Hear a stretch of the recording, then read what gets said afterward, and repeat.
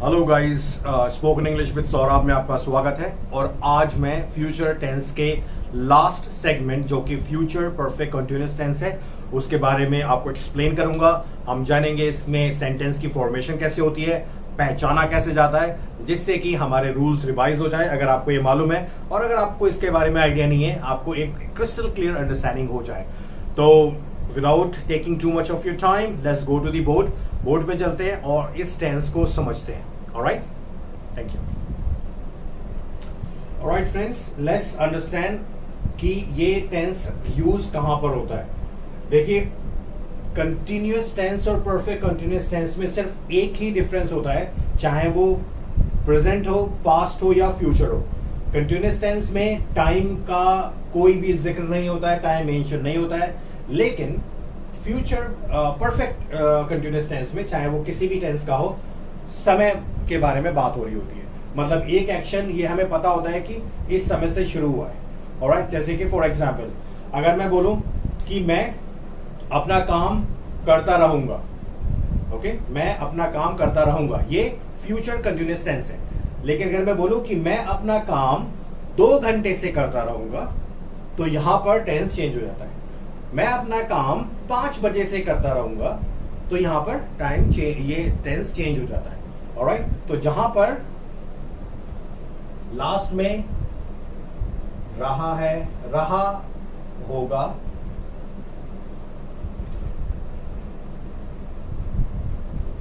रहेंगे या रहेगी, और उसके साथ साथ हमारे पास यहां पे टाइम दिया हो, तब वहां पर फ्यूचर परफेक्ट कंटिन्यूअस टेंस होता है। रूल समझ लीजिए इसके। रूल नंबर 1, देखिए, आई और वी के साथ हम यूज करते हैं शैल, हैव, बीन, और वर्ब की फर्स्ट फॉर्म में आईएनजी लगा देते हैं और ऑब्जेक्ट लिखते हैं और सेंटेंस बनाते हैं। रूल नंबर 2 है अदर्स। अदर्स का मतलब हो गया अदर्स सब्जेक्ट, चाहे वो he, she, it singular number हो, you, we, they plural number हो, हर जगह हम will, have, been plus verb की फर्स्ट फॉर्म में आईएनजी लगा करके सेंटेंस बनाते हैं। देखिए, इसका रूल मैं लिख देता हूं। सबसे पहले हम सब्जेक्ट लिखते हैं, उसके ही हिसाब से विल और शैल लिखा जाता है। फिर यहां पर have,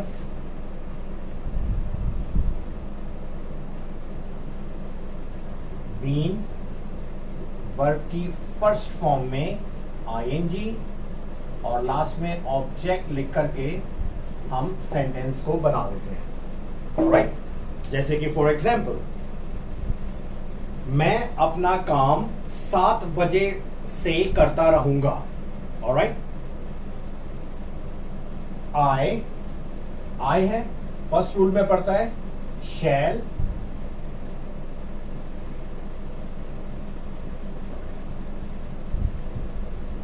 I shall have been doing my work। अब देखिए, 7 बजे से निश्चित समय है, जैसे मैंने पहले बताया था, तो सिंस 7 o'clock। तो जब कभी भी निश्चित समय हो वहां पर हम सिंस का यूज करते हैं, और अगर अनिश्चित समय हो वहां पर हम फॉर का यूज करते हैं। अगर मैं यही सेंटेंस इस तरह से लिखता कि मैं अपना काम 2 घंटों से करता रहूंगा, ऑलराइट, तो यहां पर फॉर का यूज होगा। देखिए, आई शैल हैव बीन डूइंग, करने के लिए डू होता है, इसमें आईएनजी लगाया, my work since 7 o'clock। Alright, एक अलग से दूसरा सेंटेंस देख लेते हैं कि मोहन कल 2 घंटों से गाना गाता रहेगा। ऑलराइट, मोहन कल 2 घंटों से गाना गाता रहेगा। मोहन सब्जेक्ट है हमारा, तो हमने यहां पर मोहन लिखा सब्जेक्ट, सब्जेक्ट है, क्योंकि अदर्स में आता है तो हमने विल लिखा, हैव रूल का पार्ट है, बीन रूल का पार्ट है, और गाना गाने के लिए होता है सिंग, तो हमने यहाँ पे सिंगिंग कर दिया। अब 2 घंटे से, इसलिए फॉर का यूज होगा, फॉर 2 hours टुमारो। मोहन कल 2 घंटों से गाना गाता रहेगा। I am sure it is clear to you guys, right? बहुत आसान है, रूल ध्यान होना चाहिए बस। अब इसकी नेगेटिव फॉर्म देख लेते हैं। Alright, let's go to the negative form. Negative form आसान है, इसमें थोड़ा सा रूल लंबा है क्योंकि बहुत सारी चीजें बोलनी होती है। Will have been, shall have been. Negative में नॉट कहां लगाना है ये ज्यादा इंपॉर्टेंट है। ऑलराइट, देखिए मैं इसको रूल इस तरह से लिख देता हूं। सब्जेक्ट लिखा जाएगा सबसे पहले, उसके बाद विल और शैल लिखा जाएगा, और उसके बाद तुरंत नॉट लगाया जाएगा, फिर हैव बीन, वर्ब की फर्स्ट फॉर्म में आईएनजी, और ऑब्जेक्ट लिख देंगे और सेंटेंस बना देंगे। ऑलराइट, जैसे कि मैं एक सेंटेंस लिखूं कि मोहन कल 5 बजे से गाना नहीं गाता रहेगा, और गाना नहीं गाता रहेगा, उसमें कोई रहेगा होना जरूरी है। तो सेंटेंस इस तरह से बनेगा, Mohan will not have been singing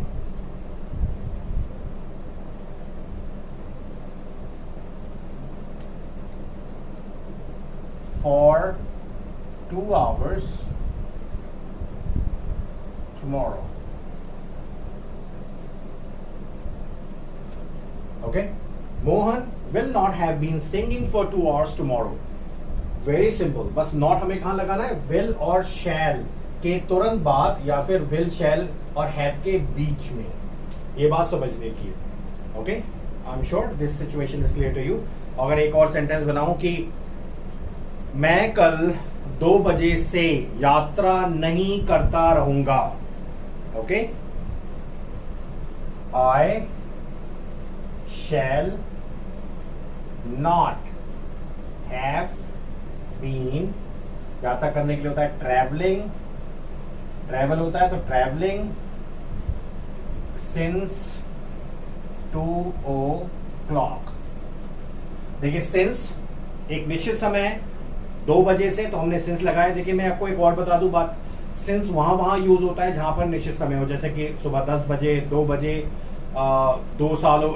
2 बजे 1975, 1990, 2000, 1920, जहां पर एक निश्चित समय की बात हो वहां पर हम सिंस का यूज करते हैं। और जहां पर एक अनिश्चित समय हो, जैसे 2 घंटे, 5 साल, 20 साल, ऑलराइट, इस तरह की सिचुएशन में हम वहां पे फॉर का यूज करते हैं। आई am sure this negative form of this future perfect continuous is clear to you guys. Now move to the interrogative forms. देखिए interrogative sentences बनाने के लिए 2 तरह से बनते हैं। एक, जब सेंटेंस, जब क्वेश्चन क्या से शुरू हो और जिसका आंसर सिर्फ आप यस और नो में दे सकते हैं। जैसे फॉर एग्जाम्पल, क्या मैं कल 2 बजे से दिल्ली जाता रहूंगा? ऑलराइट, क्या सोहन 5 बजे से यात्रा करता रहेगा? ओके, तो इस तरह से सेंटेंसेस बने जहां पर समय हो और क्या पहले आ जाए। तो रूल इसका होता है, विल और शैल को हम सब्जेक्ट से पहले लिखते हैं, उसके बाद से हैव, बीन, वर्ब की फर्स्ट फॉर्म, उसमें आईएनजी, और लास्ट में ऑब्जेक्ट लिख करके हम सेंटेंस को बना देते हैं। ऑलराइट, जैसे मैंने एक आपको एग्जांपल दिया कि क्या मैं कल 2 बजे से यात्रा करता रहूंगा? मैं है मतलब आई, तो आई के साथ शैल आता है, shall I have been travelling since 2 o'clock। देखिए यहां पे 2 बजे इसलिए सिंस का यूज हुआ। Shall I have been travelling since 2 o'clock। क्या मैं 2 बजे से यात्रा करता रहूंगा। एक और सेंटेंस देख लेते हैं कि क्या बच्चे 2 घंटों से खेलते रहेंगे, या बच्चे 2 घंटों से खेलते रहेंगे, राइट। तो विल चिल्ड्रन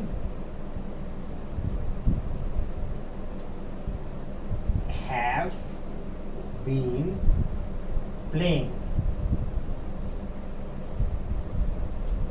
फॉर 2 hours। देखिए 2 घंटे इसलिए फॉर यूज किया। Will children have been playing for 2 hours। I am sure ये आपको आसानी से समझ में आ गया होगा। Now let's move to the next segment, जिसमें हम प्रॉपर एक क्वेश्चन फॉर्म करते हैं, जिसके लिए एक प्रॉपर आंसर की जरूरत होती है, या फिर क्वेश्चन बनाने वाले वर्ड जो जैसे कि क्या, कहां, कैसे, क्यों, जिनको कि हम इंग्लिश बोलते हैं व्हाट, वेयर, व्हाई, इनसे सेंटेंसेस बने। ऑलराइट गाइस, क्वेश्चन बनाने वाले वर्ड जो हैं what, where, why, when, how, इस तरह से एक्सेट्रा, इस तरह से सेंटेंसेस बने, तब उसमें कैसे किया जाता है। तो उन क्वेश्चंस बनाने वाले वर्डों को सबसे पहले लिखा जाता है उस क्वेश्चन को, उसके बाद विल या शैल लिखा जाता है, जो डिपेंड करता है हमारे सब्जेक्ट के ऊपर। फिर हैव, उसके बाद से बीन, वर्ब की फर्स्ट फॉर्म में आईएनजी, और लास्ट में ऑब्जेक्टिव, और सेंटेंस बन जाता है। ओके, एक सेंटेंस बनाए कि तुम कल 5 बजे से क्यों खेलते रहोगे, राइट। तुम कल 5 बजे से क्यों खेलते रहोगे, तो इसके लिए एक आंसर जरूरत की होगी कि मैं इसलिए खेलता रहूंगा। तो क्यों है वाई, यू है तो इसलिए हम विल लगाएंगे। You have been playing since 5 o'clock। Okay, तुम 5 बजे से क्यों खेलते रहोगे। ऑलराइट, अगला सेंटेंस है कि बच्चे 2 घंटे से क्यों शोर मचाते रहेंगे, राइट। या 2 घंटे से क्यों शोर मचा रहे होंगे, हम इस तरह से ये बोल सकते हैं। या वाई से बनेगा, देखिए why will children have been making the noise for 2 hours। अगर इस तरह से हो कि बच्चे 2 घंटों से कैसे शोर मचाते रहेंगे, तो कैसे का मतलब होता है how. How will children have been making noises for 2 hours। Alright guys, हम क्यों सुबह से नॉवेल पढ़ते रहेंगे हम क्यों सुबह से नॉवेल पढ़ते रहेंगे, राइट। क्यों है इसलिए वाई है, वाई हम है इसलिए शैल आएगा। Shall have been reading the novel since morning. देखिए निश्चित समय, मॉर्निंग एक निश्चित समय है कि मॉर्निंग का हमें टाइम मालूम होता है, इसलिए हमने यहाँ पे सिंस का यूज किया। Alright, I'm sure guys this situation is clear to you. Now to understand this tense completely, we will make some sentences on board with the help of a diagram. तो अब हम चलते हैं board पे. Okay guys, आई और we और others मैंने इस तरह से रूल 1 और रूल 2 को डिस्टिंग्विश किया है. इसमें हम लगाते हैं शैल हैव बीन और वर्ब की फर्स्ट फॉर्म में आईएनजी. यहां हम लगाते हैं विल हैव बीन और वर्ब की फर्स्ट फॉर्म में आईएनजी. ओके, कुछ इसके चारों तरफ हम सब्जेक्ट ऑब्जेक्ट लिख देते हैं, जैसे कि school, market, station, river, Delhi and that's fine. Alright guys, I और स्कूल. स्कूल में मान लीजिए मैं पढ़ाता हूं तो टीच. ओके, वी और रिवर. रिवर में हम स्विम करते हैं तो ना तैरते हैं. चलिए हमने स्विम कर दिया. अब हमने इसके साथ दिल्ली अदर्स में कुछ भी लगा सकते हैं, जैसे I he she in singular number. Delhi में मान लीजिए वो पहुंच जाएगा, दिल्ली में वो जाएगा. स्टेशन पे